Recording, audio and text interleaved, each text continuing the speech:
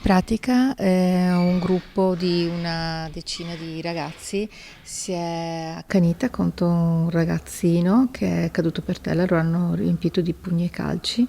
La rabbia esplode in pieno giorno e in pieno centro davanti agli occhi atterriti dei dipendenti della Camera di Commercio e di alcuni passanti. Sono circa le 15 di martedì pomeriggio. La tensione è a 1000, così come il livello alcolemico di alcuni. Un agguato, un regolamento di conti. Quello che sembra certo è che sono in 10 contro 1, ma anche questa è una dinamica da chiarire. Sono tutti ragazzi adolescenti. Era tutto sporco di sangue e è intervenuto un anziano e due operai che stavano lavorando lì vicino e hanno cercato di dividerli, ma i ragazzi si sono separati, poi sono ritornati e si sono accaniti ancora proprio a livello di branco. Sono minuti concitati con i ragazzi che si disperdono quando capiscono che stanno arrivando i carabinieri. Resta una scena di violenza come non si vedeva da tempo. Situazione da Bronx, ecco, da una cosa mai vista, insomma, ecco. Scene che raccontano i più giovani non sono inedite, anzi. Ci sono tipo dei piccoli gruppetti qua per Treviso, tra piccoli amici di varie scuole anche. Sì.